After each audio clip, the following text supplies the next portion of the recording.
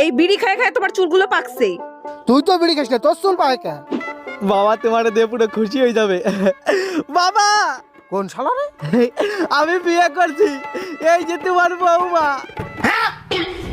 শুয়োরের বাচ্চা বিয়ে করে নিয়ে আইছে আমারও না জানাইয়ে, বাড়িও আমার বাড়িতে। এই থামো থামো, ছেলে যখন বিয়ে করেই ফেলাইছো তো ঘরে তুলে নাও।